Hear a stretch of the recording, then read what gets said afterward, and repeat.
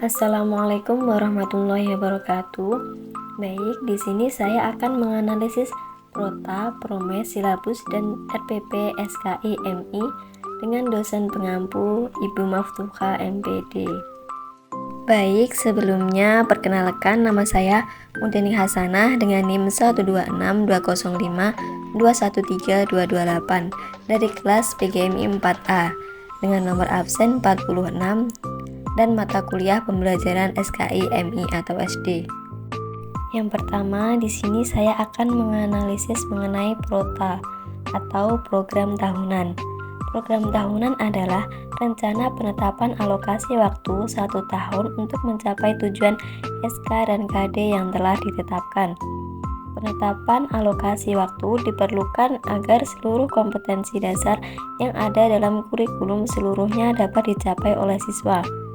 Penentuan alokasi waktu ditentukan pada jumlah jam pelajaran sesuai dengan struktur kurikulum yang berlaku serta keluasan materi yang harus dikuasai oleh siswa.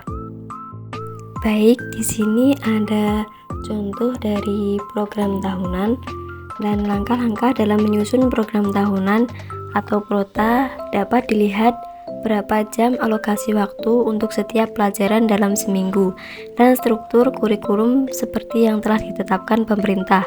Analisis beberapa minggu efektif dalam satu semester. Yang kedua yaitu melalui analisis tersebut kita dapat menentukan berapa waktu yang tersedia untuk pelaksanaan proses pembelajaran selama setahun. Dan dapat dilihat dalam program tahunan itu atau Prota, di situ terdapat satuan pendidikan, mata pelajaran, kelas atau peminatan, tahun pelajaran, dan di situ terdapat format isian kompetensi dasar, indikator, mata pelajaran, dan alokasi waktu.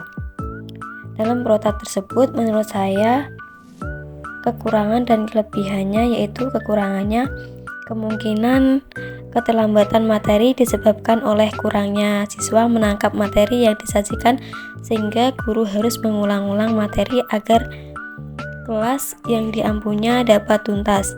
Konsekuensinya adalah menambah alokasi waktu untuk materi tersebut. Dampaknya justru berpengaruh pada SK dan KD yang lain. Dan kemudian kelebihan dari Prota yaitu memastikan tercapainya tujuan pembelajaran. Dengan Prota tersebut membantu guru untuk merencanakan pembelajaran dengan lebih baik dan memastikan bahwa semua tujuan pembelajaran tercapai oleh siswa. Kemudian memudahkan monitoring dan evaluasi. Dengan Prota, guru dapat dengan mudah memantau kemajuan siswa dan mengevaluasi pencapaian siswa terhadap tujuan pembelajaran. Kelebihannya juga meningkatkan kualitas pembelajaran. Prota membantu guru untuk merancang strategi dan metode pembelajaran yang efektif dan efisien dalam mencapai tujuan pembelajaran. Kemudian juga menjaga konsistensi pembelajaran. Menurut saya, Prota juga dapat membantu guru untuk menjaga konsistensi dalam pembelajaran, baik dari segi materi pembelajaran, strategi pembelajaran, dan penilaian pembelajaran. Selanjutnya, saya akan menganalisis mengenai Promes atau program semester. Program semester adalah program yang berisikan garis-garis besar mengenai hal-hal yang hendak dilaksanakan dan dicapai dalam semester tersebut. Program semester merupakan penjabaran dari program tahunan. Baik, di situ ada contoh dari program semester atau Promes. Langkah-langkah dalam menyusun Promes. Yang pertama yaitu mempelajari dokumen kurikulum, yakni pedoman pengembangan program pembelajaran. Yang kedua, memilih tema yang akan digunakan untuk setiap kelompok dalam setiap semester dan menetapkan alokasi waktu untuk setiap tema untuk memerhatikan kelulusan cakupan pembahasan tema dan minggu waktu efektif. Yang ketiga yaitu identifikasi tema menjadi subtema. Dan yang keempat, Tema-tema yang dipilih dan hasil identifikasi tema menjadi subtema dapat dibuat dalam bentuk tabel pada setiap awal tahun pelajaran. Dan di program semester tersebut terdapat identitas yang mencakup satuan pendidikan, mata pelajaran, kelas atau semester, dan tahun pelajaran. Dan di situ ada format isian dengan meliputi pelajaran, subtema pelajaran, alokasi waktu dan jumlah jam pelajaran, dan ada bulan dalam pembelajaran. Dan analisis dari promes tersebut menurut saya kekurangannya yaitu di situ tidak terdapat standar kompetensi dan kompetensi dasar, kemudian indikatornya tidak dituliskan. Kemudian kelebihan dari promes tersebut adalah sebagai panduan untuk merencanakan kegiatan pembelajaran yang terstruktur dan terencana. Kemudian memastikan bahwa pembelajaran berlangsung sesuai dengan tujuan pembelajaran yang diharapkan dan standar kurikulum yang berlaku. Kemudian membantu guru mengelola waktu dan materi pembelajaran secara efektif dan efisien. Baik, selanjutnya saya akan menganalisis mengenai silabus.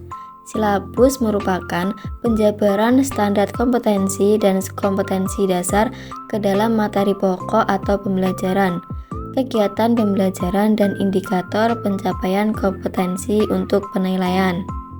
Di sini ada contoh dari silabus yang memuat satuan pendidikan, mata pelajaran, kelas peminatan, dan semester, dan memuat kompetensi inti, kompetensi dasar, materi pokok, kegiatan pembelajaran, penilaian, alokasi waktu, dan sumber belajar.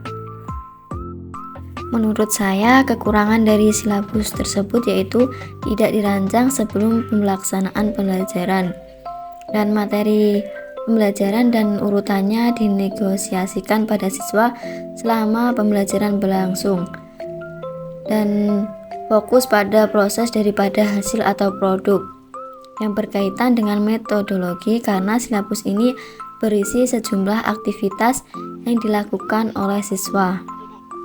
Kemudian kelebihan dari silabus yaitu silabus ini memperhatikan hakikat bahasa dan sastra sebagai sarana komunikasi dan pendekatan pembelajaran yang digunakan. Selain itu, silabus ini juga memperhatikan 4 keterampilan berbahasa, yaitu mendengarkan, berbicara, membaca, dan menulis.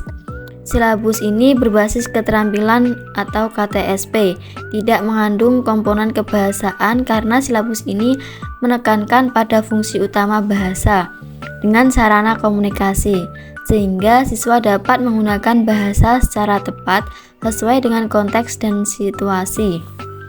Silabus ini mengorganisasikan materi kemampuan berbahasa atau kemampuan akademik yang diperlukan siswa dalam belajar bahasa. Kemudian saya akan menganalisis RPP atau Rencana Pelaksanaan Pembelajaran. RPP merupakan penjabaran yang lebih rinci dari silabus dan upaya mencapai KD.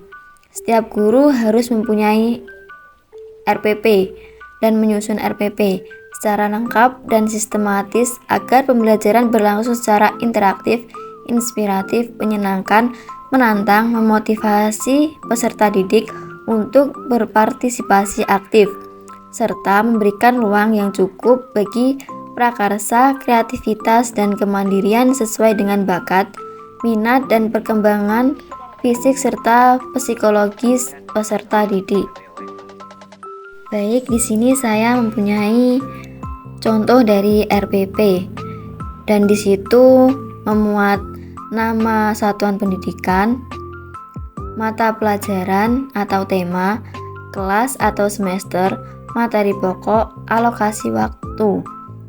Dan kemudian di situ ada tujuan pembelajaran, kompetensi dasar, indikator, materi esensi, metode, kemudian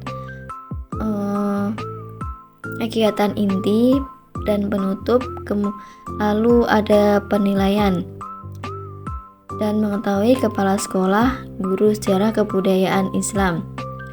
Dan kekurangan dari RPP tersebut yaitu dikhawatirkan terlalu banyak format RPP yang berbeda antara satu guru dengan guru yang lainnya, karena masing-masing guru mempunyai format yang berbeda-beda, sehingga kepala sekolah atau wakil kepala sekolah, bidang kurikulum, atau juga mungkin pihak lain merasa kesulitan dalam mengevaluasi karena format RPP guru yang berbeda-beda. Dan kelebihan dari RPP tersebut yaitu dapat membebaskan beban guru dari belenggu administrasi yang selama ini guru membutuhkan banyak waktu untuk persiapan, sehingga guru mempunyai waktu lebih untuk memaksimalkannya dalam bentuk aplikasi proses pelaksanaan dalam kelas yang lebih maksimal. Sekian analisis dari saya, kurang lebihnya mohon maaf. Wassalamualaikum warahmatullahi wabarakatuh.